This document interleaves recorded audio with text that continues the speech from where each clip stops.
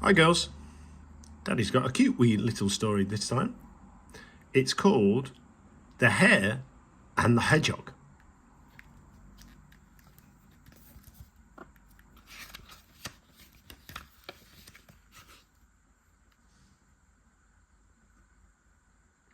It was a beautiful summer's day and the whole world was in a good mood.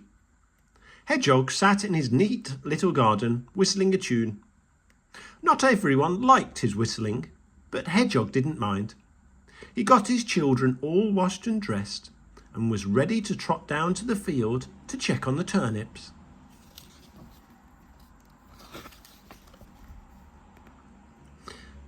They weren't actually his turnips, but as no one knew who the field belonged to, Hedgehog nipped it in now and then and helped himself. He hadn't gone far when he bumped into Hare. "Morning," said Hedgehog politely. Hare looked up at him. Hare looked him up and down snootily. "Where are you off to?" he sneered. "I'm going for a walk," said Hedgehog. "A walk? With those legs?" "Ha!" laughed Hare. Hedgehog was rather upset. He did have little legs, but he was very happy with them. "I suppose you think your legs are better than mine," he said. "I should think so," snorted Hare. Hedgehog was so cross he blurted out, "Then why don't we run a race? I bet you my little legs will beat your great long ones." "Sure," laughed Hare. "Let's start right now. I can't wait to tell the whole world about the silly little hedgehog who thought he could beat a hare." Oh no, what had Hedgehog done? He's landed himself in a pickle and no mistake. "Hang on," he squeaked. "I haven't had breakfast yet. I'll see you back here in half an hour." Then he ran home as fast as his little hedgehog legs could carry him.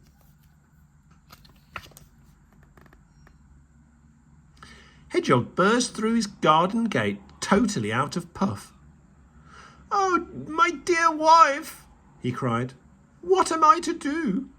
I told Hare I could beat him in a race with his great long legs. I'll be a laughingstock all over town when he tells everyone, the silly little hedgehog who thought he could outrun a hare."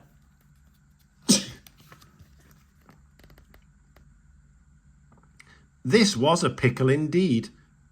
Mrs. Hedgehog racked her brains. They needed a good plan, and fast. Then, "I've got it!" she cried.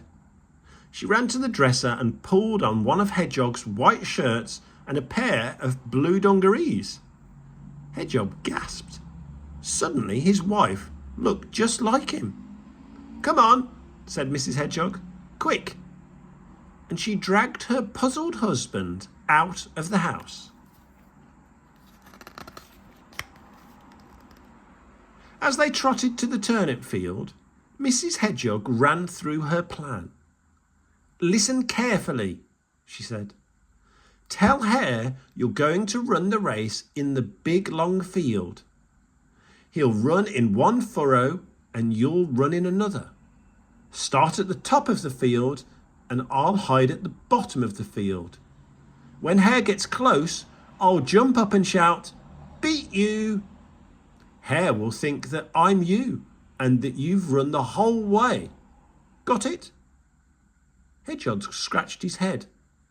"Got it," he said, though he wasn't sure he had.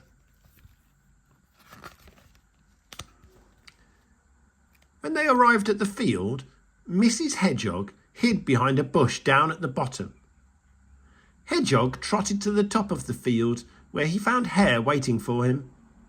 He was dressed in his trendy running gear and was hopping about impatiently.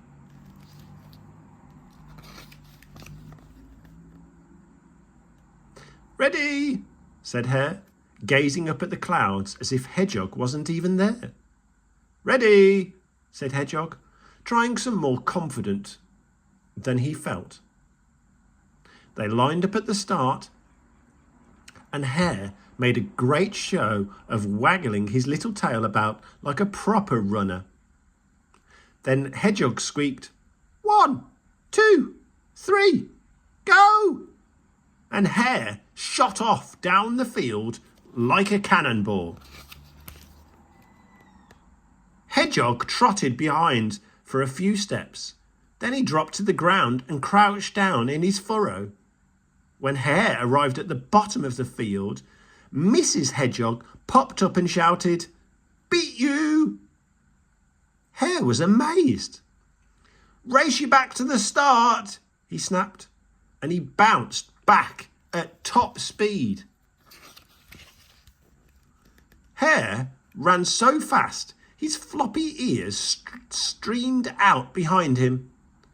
But just before he reached the top of the field, up popped Hedgehog, calling, "Beat you again!" Hare gasped in astonishment. "Race you back down again," he panted. "Sure," smiled Hedgehog, "as many times as you wish." Hare ran up and down that field 74 times. But every time he approached the finishing line, up popped a calm little hedgehog crying, "Beat you!" They're tricking him, Ralia. Poor silly Hare. On the 75th time, he staggered down the field and flopped to the ground at Mrs. Hedgehog's feet. He couldn't go another step. He's exhausted. Mrs. Hedgehog felt a bit sorry for the snotty old Hare, even if he had been mean to her husband. She called for help and soon started to feel better, or Hare soon started to feel better.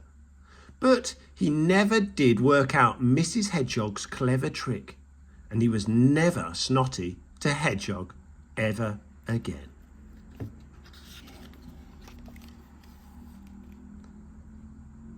As for Mr. and Mrs. Hedgehog, they scampered home in high spirits. Then they packed a picnic, fetched their children, and sat on a sunny green hill to enjoy the rest of the day. The end.